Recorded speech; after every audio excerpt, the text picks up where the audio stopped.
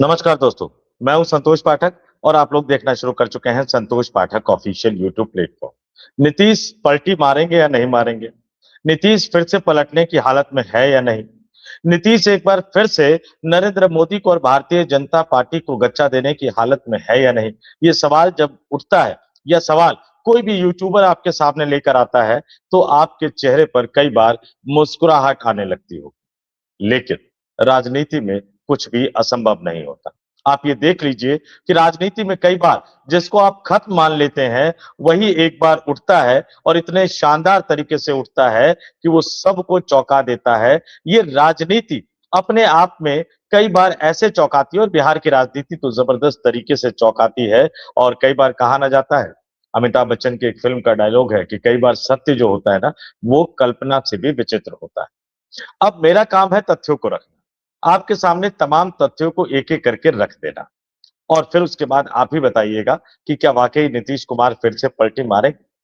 2 चीजें हैं, या तो प्रधानमंत्री कार्यालय में कुछ गड़बड़ चल रही है या नरेंद्र मोदी के दिमाग में कुछ ऐसा उठा-पटक चल रहा है कि चाहे वो सहज नहीं हो पा रहे हैं, या तो वो आदेश देने में गड़बड़ी कर रहे हैं या प्रधानमंत्री कार्यालय के लोग गड़बड़ी कर रहे हैं या नीतीश कुमार को एक बड़े धोखे में रखा जा रहा है। कुल मिलाकर इस देश की राजनीति में कुछ ऐसा उटपटांग हो रहा है जो सहज तरीके से गले से नीचे नहीं उतरता।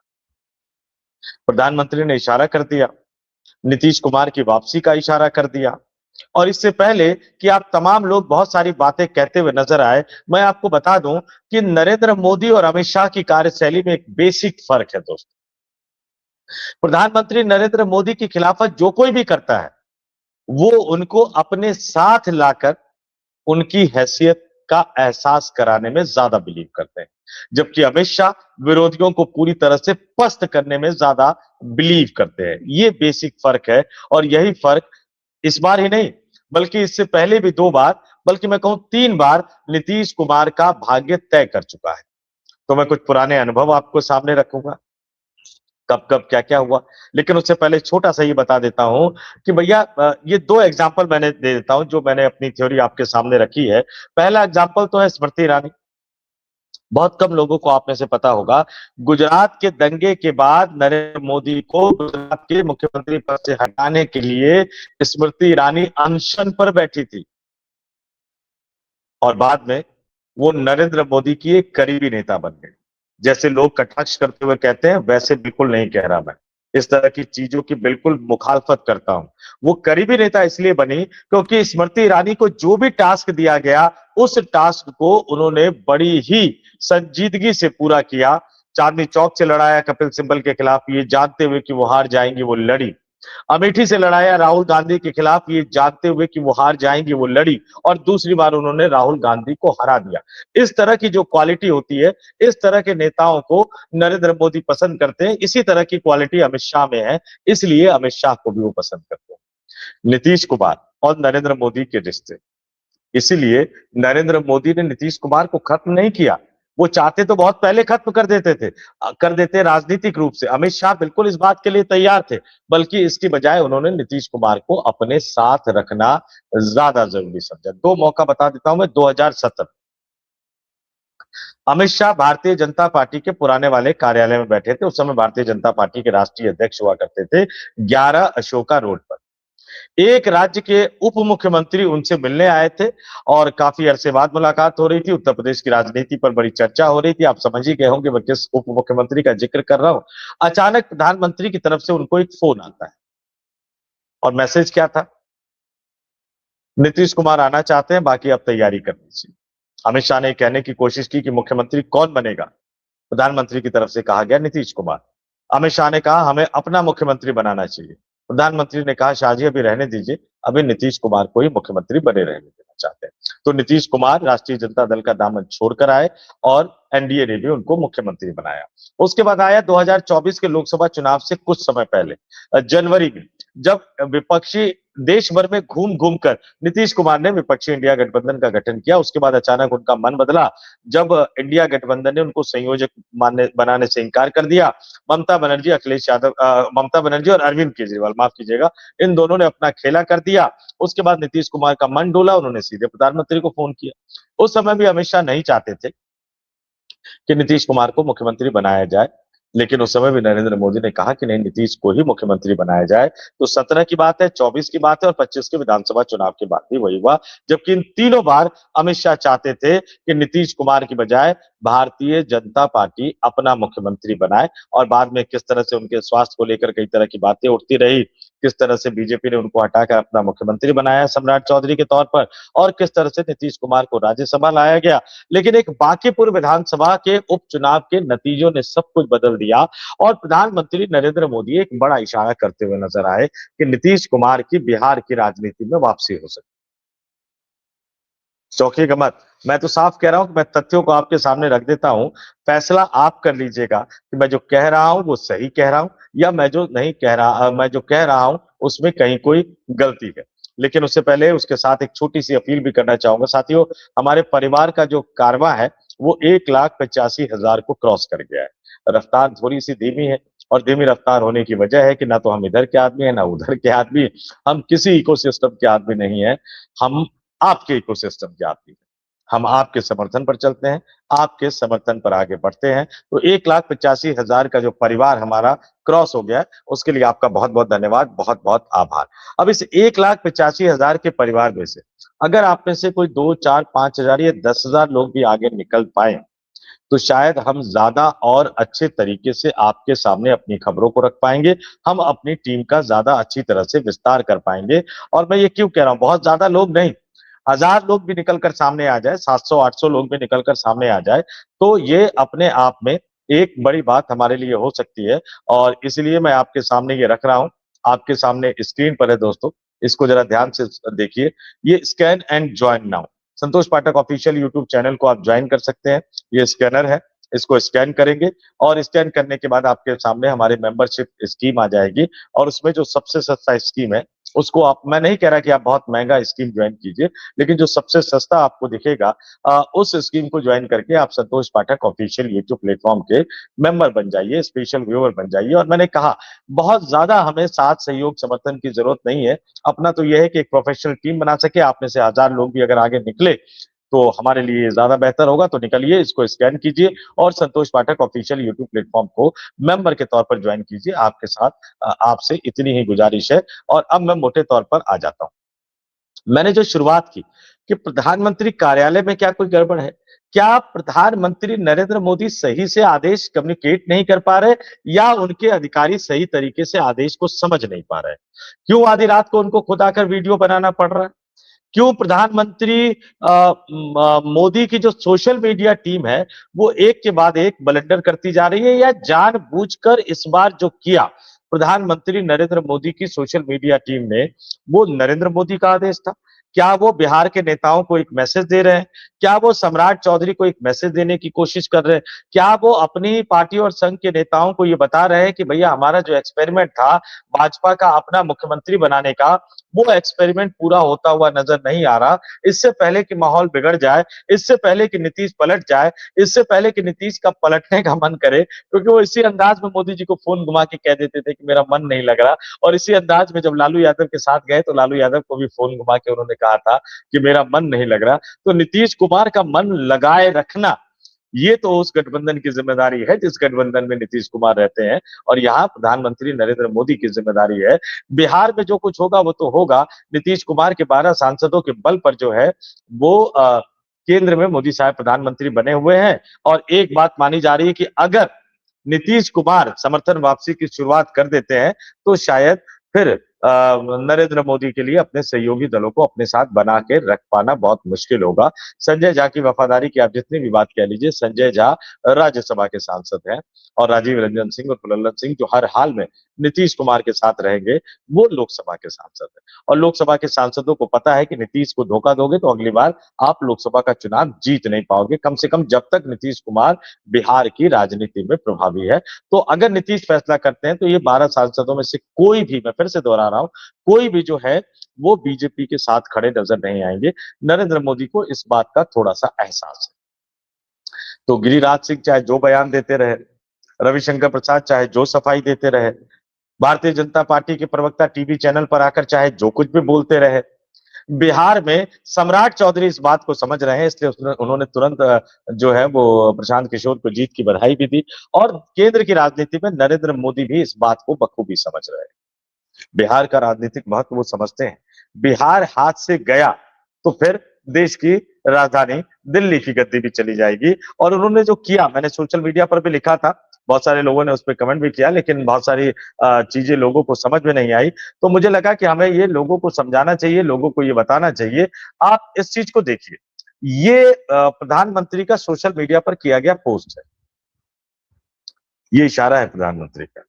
आप में से बहुत लोगों को समझ में नहीं आ रहा होगा, लेकिन चूंकि मैंने बीजेपी और भारतीय जनता पार्टी बहुत लंबे समय तक कवर किया है, इसलिए मैं प्रधानमंत्री का इशारा समझता हूं। सबसे पहले आप ये देख लीजिए, पीएमओ इंडिया का ये ऑफिशियल एक्स अकाउंट है और यही अपने आप में एक इशारा है। ये तस्वीर तो अपने आप में इशारा है। अब से पहले नीतीश कुमार की तस्वीर बेचारगी वाली तस्वीर आती थी, इस बार नीतीश कुमार की तस्वीर नरेंद्र मोदी से ज्यादा मुस्कुराती हुई नजर आ रही है, बिल्कुल फिट एंड फाट नजर आ रहे हैं। वो जो हम जैन जी की भाषा में कहे, बिल्कुल फिट एंड फाट नजर आ रहे हैं और नरेंद्र मोदी से ज्यादा मुस्कुराते हुए नीतीश कुमार नजर आ रहे हैं। लेकिन तस्वीर ये अपने आप में कहानी नहीं है। ये तस्वीर उतना बड़ा संदेशा नहीं दे रही है जितना बड़ा संदेशा प्रधानमंत्री कार्यालय द्वारा किया गया ये पोस्ट दे रहा है। आप में से ज्यादातर लोगों को पता होगा दोस्तों, लेकिन हो सकता है कि आपने गौर नहीं किया होगा। प्रधानमंत्री के दो ट्विटर अकाउंट है एक्स पर, एक तो नरेंद्र मोदी के नाम से है और एक प्रधानमंत्री कार्यालय के नाम से है। आमतौर पर, मैं फिर से दोहरा देता हूं, आमतौर पर प्रधानमंत्री मोदी जब भी किसी भी राज्य के मुख्यमंत्री से मिलते हैं तो वो उनके साथ मुलाकात की जो तस्वीरों को जो है वो ये प्राइम मिनिस्टर ऑफ इंडिया के ऑफिशियल एक्स अकाउंट से पोस्ट किया जाता है। और बाकी लोगों से जो मुलाकात होती है वो जो सरकारी मुलाकात टाइप की नहीं होती है, वो नरेंद्र मोदी साहब अपने ऑफिशियल अकाउंट से पोस्ट करते हैं। चाहे आप योगी आदित्यनाथ के साथ मुलाकात की तस्वीरें देख लीजिए, देवेंद्र फडणवीस, आप जाइए उठा के देख लीजिए, योगी आदित्यनाथ हो, देवेंद्र फडणवीस हो, भजनलाल शर्मा हो, मोहन यादव हो, हेमंता बिस्व शर्मा हो, अभी जो उड़ीसा के नए मुख्यमंत्री बने हैं वो हैं, छत्तीसगढ़ के विष्णुदेव साय हो, ये जितने मुख्यमंत्री, प्रधानमंत्री, यहाँ तक कि विपक्षी राजनीतिक दलों के मुख्यमंत्री, जैसे तमिलनाडु के अभी जो विजय बने हैं उनकी बात कर ली जाए, हिमाचल की सुखविंदर सिंह सुक्खू की बात कर ली जाए, पंजाब की भगवंत मान की बात कर ली जाए, केरल के मुख्यमंत्री की बात कर ली जाए, ये जितने विपक्षी दलों के जो मुख्यमंत्री है वो जब प्रधानमंत्री से मिलते हैं तो चाहे सत्ता पक्ष हो या विपक्ष हो, चाहे वो बीजेपी का हो, चाहे वो कांग्रेस का हो, चाहे वो आम आदमी पार्टी का हो, चाहे वो अन्य किसी क्षेत्रीय दल का मुख्यमंत्री हो, वो जब भी प्रधानमंत्री नरेंद्र मोदी से मिलते हैं, चाहे मुलाकात प्रधानमंत्री आवास पर हो या प्रधानमंत्री कार्यालय में हो, उसकी तस्वीर नरेंद्र मोदी अपने व्यक्तिगत अकाउंट से पोस्ट नहीं करवाते हैं, वो प्रधानमंत्री कार्यालय के अकाउंट से पोस्ट होता है, वो पीएमओ के अकाउंट से पोस्ट होता है। नीतीश कुमार मुख्यमंत्री हैं क्या बिहार के? अभी नहीं है। नीतीश कुमार को हटे हुए तो एक तरह से नीतीश के शब्दों में कहूं तो जमाना हो गया।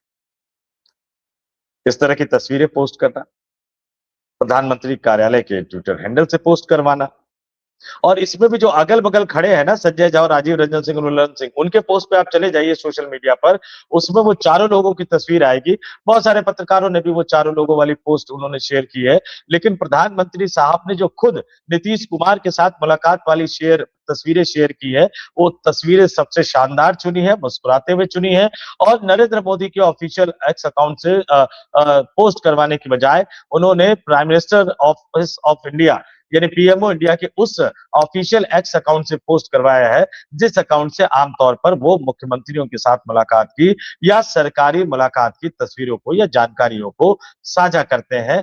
नरेंद्र मोदी ने एक बड़ा इशारा तो कर दिया है और ये बड़ा इशारा इतनी जल्दी इंप्लीमेंट नहीं होगा। मैं फिर से आपको दोहरा रहा हूं, ये इशारा नीतीश कुमार को किया गया है। और ये इशारा क्यों निकलकर सामने आ रहा है, क्यों ऐसा प्रधानमंत्री मोदी को ये इशारा करना पड़ा, ये आपके लिए जानना समझना बहुत जरूरी है कि बांकीपुर के चुनाव का जिस दिन रिजल्ट आ रहा होता है, नीतीश कुमार जंतर मंतर जाते हैं, जहां पर जनता दल यूनाइटेड का, वो धरने प्रदर्शन के लिए नहीं जाते, जनता दल यूनाइटेड का वहां पर राष्ट्रीय कार्यालय का ऑफिस है, वहां वो मुआयना करने जाते हैं। अगले दिन प्रधानमंत्री नरेंद्र मोदी से दल बल के साथ उनकी मुलाकात होती है। ये डर है जिस चीज को मोदी समझ रहे हैं। वो जान रहे हैं प्रशांत किशोर को भला नरेंद्र मोदी से बेहतर कौन समझ सकता है, कौन जान सकता है। वो जान रहे हैं कि प्रशांत किशोर सिर्फ बांकीपुर का चुनाव नहीं जीते हैं, बिहार में एक वैकल्पिक राजनीति का केंद्र बिंदु बन गए। सिर्फ विधायक बनकर कम से कम प्रशांत किशोर बिहार के मतदाताओं को वो डिलीवर नहीं कर सकते जो उन्हें करना है, क्योंकि उनकी डिलीवरी पर, उनके परफॉर्मेंस पर सिर्फ और सिर्फ बांकीपुर के मतदाताओं की नहीं बल्कि पूरे बिहार के मतदाताओं की नजर है। और सम्राट चौधरी को लेकर चुनाव जीतने के बाद जिस तरह से प्रशांत किशोर ने कह दिया कि भैया सरकार तो बीजेपी की ही रहेगी, मुख्यमंत्री तो बीजेपी का ही बनेगा, लेकिन सम्राट चौधरी की बजाय किसी पढ़े लिखे समझदार आदमी को बिहार का मुख्यमंत्री बनाना चाहिए। यानी पहला टारगेट जो है वो सम्राट चौधरी पर एक तरह से प्रशांत किशोर ने बता दिया कि भैया विधायक बनने के बाद उनका पहला निशाना सम्राट चौधरी। क्या बीजेपी सम्राट चौधरी को हटाने की हालत में है? कम से कम आज की तारीख में अगर मैं आपको कहूं तो अमित शाह कतई अपने फैसले से पीछे नहीं हटना चाहते। कोई भी भाजपा के मुख्यमंत्री को हटाना नहीं चाहता, कोई भाजपाई मुख्यमंत्री खुद बनना चाहते हैं, लेकिन अगर उनको कहा जाए कि भाई कोई और मुख्यमंत्री बन जाएगा, सम्राट चौधरी को हटा दे, तो शायद वो थोड़े से असहज हो जाएंगे एक दो नेताओं को छोड़कर। तो कोई सम्राट चौधरी को हटाना नहीं चाहता, लेकिन ये सब जानते हैं कि प्रशांत किशोर बहुत ज्यादा लंबे समय तक अब सम्राट चौधरी को मुख्यमंत्री बने नहीं रहने देंगे। अपनी राजनीतिक पारी का धुआंधार आगाज तो कर दिया है उन्होंने, मैदान पर तो आ गए हैं और उन्हें पहले बॉल पर छक्का या चौका मारना है। उनको एक बड़ा विकेट तो लेना ही है। या तो बीजेपी खुद से सम्राट चौधरी का विकेट देके किसी दूसरे को मुख्यमंत्री बना दे, या फिर वो बिहार की राजनीति में उसी तरह की भूमिका निभाने को तैयार है जिस तरह की भूमिका केंद्र की राजनीति में एक जमाने में हरिकिशन सिंह सुरजीत ने निभाया था। तमाम विरोधी दलों को एक मंच पर लाकर उन्होंने जो है वो थर्ड फ्रंट की एक तरह से सरकार बनवा दी, भाजपा को सत्ता से बाहर रखने के नाम पर कांग्रेस के बाहरी समर्थन के आधार पर। प्रशांत किशोर के साथ भी मौका है। लालू यादव पूरी तरह से पस्त हो चुके हैं, तेजस्वी यादव हिम्मत हार चुके हैं, निशांत कुमार को समझ में नहीं आ रहा कि वो क्या कर रहे हैं। जनता दल यूनाइटेड में कई नेता असहज की स्थिति में है। अनंत सिंह खुलकर कह चुके हैं, श्याम रजक कह चुके हैं, नीतीश होते तो शायद इतनी बुरी हार ना होती। ये अनंत सिंह ने कहा। श्याम रजक तो थोड़ा सा और आगे बढ़ गए, उन्होंने कहा समन्वय की और बेहतर रणनीति की कमी थी। अरे जहां नितिन नवीन लगे हो राष्ट्रीय अध्यक्ष, जहां मुख्यमंत्री लगे हो सम्राट चौधरी, जहां 1 दर्जन से ज्यादा मंत्री लगे हो, बीजेपी के केंद्रीय नेताओं की निगरानी हो, वहां कौन से समन्वय की और रणनीति की कमी हो जाएगी। जाहिर सी बात है कि जनता दल यूनाइटेड के नेता इस हार के बहाने भारतीय जनता पार्टी को आईना दिखाने की कोशिश कर रहे हैं। भारतीय जनता पार्टी आईना देख ले तो ठीक है, और आईना नहीं देखेगी तो प्रशांत किशोर एक नई तरह की राजनीतिक समीकरण की शुरुआत कर सकते हैं। और यही वजह है कि भारतीय जनता पार्टी के शीर्ष नेता के तौर पर नरेंद्र मोदी ने न केवल चुनावी नतीजे निकलने के कुछ ही घंटों बाद अगले दिन यानी आज जो है वो बुलाया नीतीश कुमार को मिलने के लिए, और जिस तरह से उन्होंने पीएमओ के सोशल मीडिया अकाउंट से वो तस्वीरें पोस्ट करी, उससे भी एक बड़ा मैसेज देने की कोशिश उन्होंने बिहार की राजनीति में की है। अब क्या नीतीश कुमार पलटी मार पाएंगे, नहीं मार पाएंगे, क्या नीतीश कुमार पलटी मारेंगे या नहीं मारेंगे, लेकिन जो मेरी जहां तक राजनीतिक समझ है मुझे वो बता रही है कि शायद नीतीश कुमार की अब बिहार की राजनीति में वापसी होने वाली है। प्रधानमंत्री नरेंद्र मोदी ने एक बड़ा संदेशा दे दिया है। अब ज्यादा जल्दी कौन करता है? क्या बीजेपी ज्यादा तेजी से फैसले लेती है, या फिर प्रशांत किशोर ज्यादा तेजी से फैसले लेते हैं, या फिर राहुल गांधी ज्यादा तेजी से फैसले करते हैं? ये तमाम चीजों पर डिपेंड करता है कि नीतीश कुमार उस तरफ जाएंगे या नीतीश कुमार इस तरफ बने रहेंगे। लेकिन ये तय मानकर चल लीजिए कि एक बार कम से कम नीतीश कुमार की ताजपोशी और होनी है, या फिर वो एक बार और पलटी मारेंगे। ये राजनीति कम से कम उसी तरफ बढ़ती हुई नजर आ रही है। आप तमाम लोगों से कहूंगा कि कमेंट करके जरूर बताइएगा कि जो तथ्य और जो तर्क मैंने आपके सामने रखे हैं उसको लेकर आपका क्या मानना है। या तो नीतीश कुमार की ताजपोशी की तैयारी है, या प्रधानमंत्री नरेंद्र मोदी के कार्यालय में सब कुछ ठीक ठाक नहीं चल रहा है। इन दोनों में से कौन सी बात आपको सही लग रही है, हमें कमेंट करके जरूर बताइएगा। जाते जाते फिर आपसे अपील करूंगा, आग्रह करूंगा, आप बहुत प्यार, बहुत भरपूर समर्थन हमें दे रहे हैं, तो ये क्यूआर कोड आपके स्क्रीन पर चला रहा हूं, इस क्यूआर कोड को स्कैन करके आप संतोष पाठक ऑफिशियल यूट्यूब प्लेटफॉर्म को मेंबर के तौर पर भी ज्वाइन कर लीजिए। और मैं सीधे तौर पर कह रहा हूं, बहुत ज्यादा राशि नहीं है, आप में से मैं जानता हूं कि हजारों दर्शक इसको ज्वाइन कर सकते हैं, लेकिन हमें तो सिर्फ 500, 700 या 1000 लोग चाहिए। आगे बढ़िए, संतोष पाठक ऑफिशियल यूट्यूब प्लेटफॉर्म को ज्वाइन कीजिए और कमेंट करके जरूर बताइएगा कि हमने आपके चैनल को ज्वाइन कर लिया है, ताकि मैं आपको धन्यवाद भी कह सकूं। तो इस वीडियो में इतना ही। मुझे यानी संतोष पाठक को दीजिए इजाजत। आप तमाम लोगों से अपील और आग्रह करूंगा, देखते रहिए, जुड़े रहिए और बने रहिए संतोष पाठक ऑफिशियल यूट्यूब प्लेटफॉर्म के साथ। बहुत बहुत धन्यवाद, आभार, नमस्कार।